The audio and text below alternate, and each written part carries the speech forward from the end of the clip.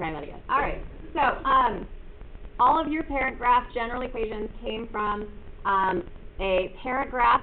In this case, the linear was y equals x, to a general equation that was a transformed one. So the HK had a certain importance. With the parabola, it was the vertex, and we had x minus h squared. With the cubic, we had x minus h to the third. With the rational, we had 1 over x minus h. With the square root, it was the square root of x minus h. And these three letters, A, H, and K, had a particular function. A is your stretch factor. That changes how fast or slow your graph is going up, so increasing or decreasing. H moved your graph left or right, and K moved your graph up or down. The part that tripped people up quite frequently was the x minus h. Because it's minus in the general equation, if h is positive, it moves to the right. If h is negative, it moves to the left. What that means when you actually look at a problem is if I have x minus 4, rather than moving to negative 4, it's actually moving to positive 4, because if we just look at what's being replaced, 4 is in the place of h. Questions on that? Okay. So the same pattern holds true once you move the graph. So with the cubic on this first one, that's the x minus h to the third. A normal cubic, I'm going to really, really lightly show a normal cubic, the parent graph. So we have a 0, 0. A normal cubic is going to go to 1, 1, and negative 1, 1. That's because 1 to the third is 1, and negative 1 to the third is negative 1.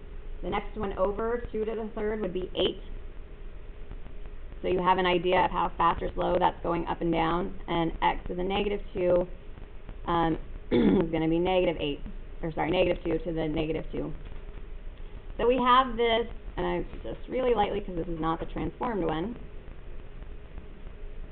So we have the cubic graph, that's the parent graph. And then we have the transformed version. So we have this point here is our locator point, is now going to be moved to 4, 2. So we move over 4 and up 2. And this 2 out in front takes the whole thing and multiplies it by 2. Yes? So by transformation. Okay, so the stretch factor is my normal pattern is that I'm going out 1 and up 1 and out 1 and down 1 on these two sides.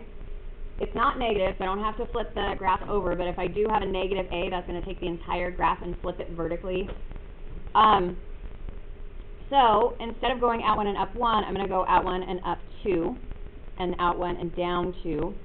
And then at this point, the number is going to be far too low to be on the graph. So, but the 3 points that I'm most concerned about are these.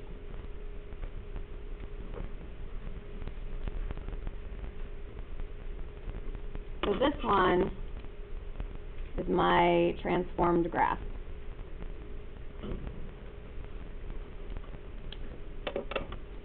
Yeah. Yes. So, yeah.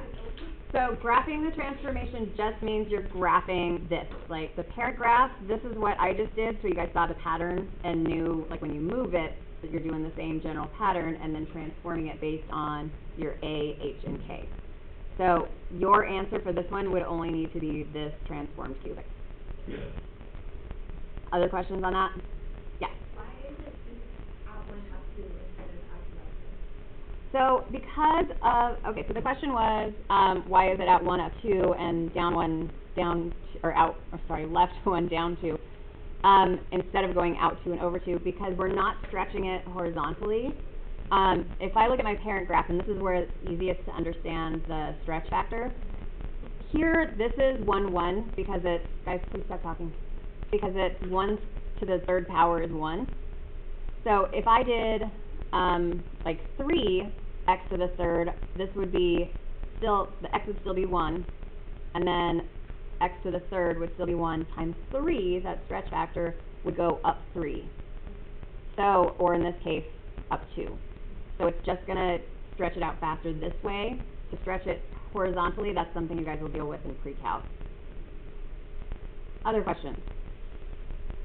Okay, so if you have a given graph, The first thing you want to do is figure out on your toolkit which type of graph it is. So I would definitely transcribe that toolkit onto your sheet of notes, unless you have it totally memorized.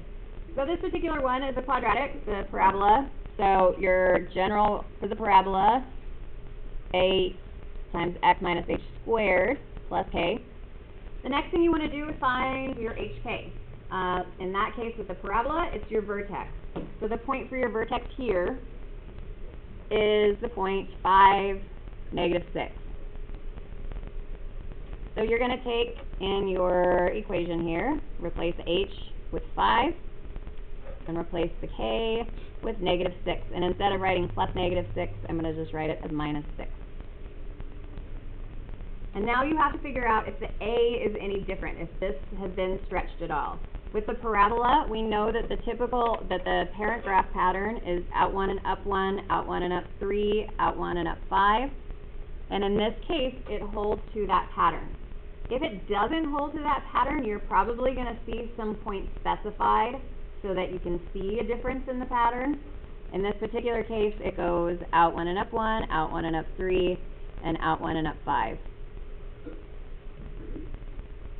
So our a is just going to be 1, so in this case we can just erase that one. Something to watch out for with your a is whether or not your graph is flipped over. If your graph is flipped over, then what do you know about your a? It's going to be negative. Alright, so that is graph transformations.